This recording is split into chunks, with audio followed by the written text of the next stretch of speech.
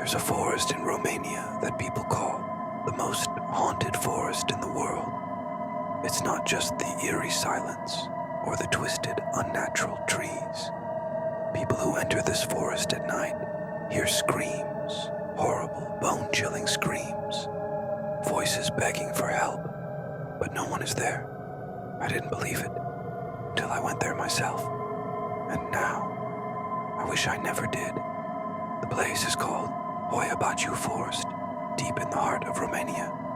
Locals refuse to enter after dark. Some claim it's a portal to another world. Others say the spirits of the dead roam there, trapped forever. Me, I thought it was just another legend. So when my friend Andre dared me to spend the night there, I laughed and said yes. That was the worst decision of my life. We arrived just before sunset. The forest was strange. The trees were twisted, bending like they had been burned by something unnatural. The air was thick, heavy, suffocating.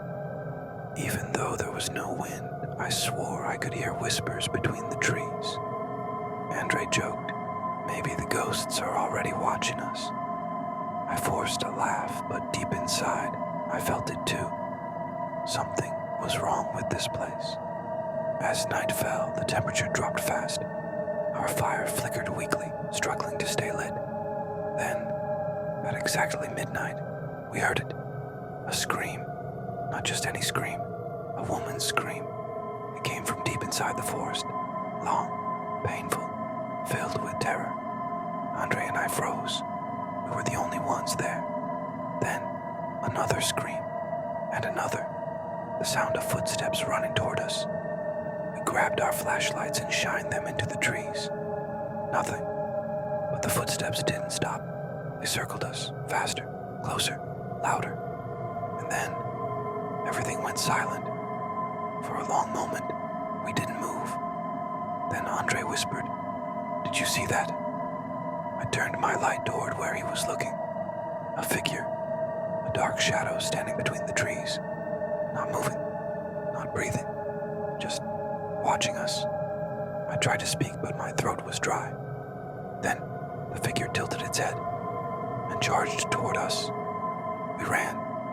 Branches scratched at my skin, but I didn't stop. The screams were back, louder, echoing all around us. We weren't alone. Something was chasing us. Then I saw it. A clearing. It was a perfect circle, where nothing grew.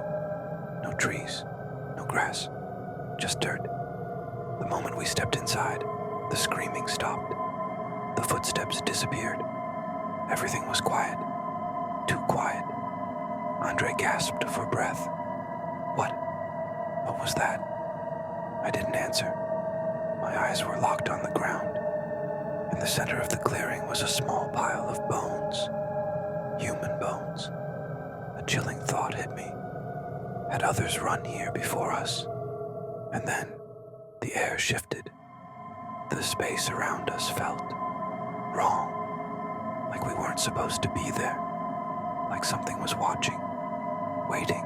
Andre grabbed my arm. "We need to go. Now." We sprinted toward the edge of the clearing, but then I heard one last scream. This one wasn't from deep in the forest. It was right behind me. I turned, and I saw her. A woman standing just outside the clearing, dressed in white, face twisted in pain, eyes hollow and dark. Her mouth was open in a scream, but no sound came out. Then she lifted her hand and pointed at me. I don't remember running back to the car. I don't remember leaving the forest. All I know is when I finally looked back, she was gone. Andre and I never spoke about that night again. But sometimes, late at night, I still hear it. The screams. And I always wonder, did she follow me back? For days after we left the forest, something felt off. Andre wouldn't talk about what happened. He refused. But one night I woke up gasping for air. My body was drenched in sweat, and my ears were ringing.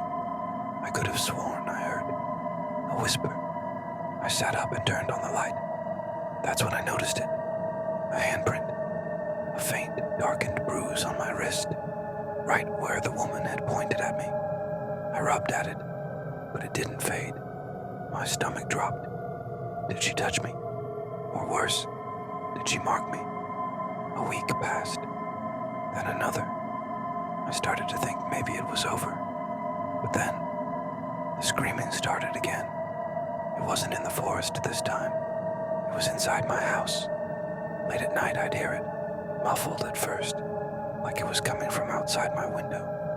But each night it got closer, until one night I woke up to a sound that froze my blood. A woman's scream, not outside, right next to my bed. I turned on the light. Nothing was there. But when I looked in the mirror, the handprint on my wrist had turned black, and in the reflection, just for a second, I saw her, standing right behind me, watching, waiting, and then she smiled. Hoia-Baciu Forest remains one of the most haunted places in the world. Scientists have studied the area, but no one can explain the strange events, the missing people, or the endless screaming. Some believe it's a portal to another world. Others think it's the site of a terrible curse. But I know one thing for sure. Something lives in that forest. And if you ever hear a scream in the woods at night, do not follow it. What do you think? Is Hoia-Baciu Forest haunted? A supernatural trap? Or something even worse? Like, share, and subscribe for more terrifying real-life horror stories. And remember, some places should never be explored.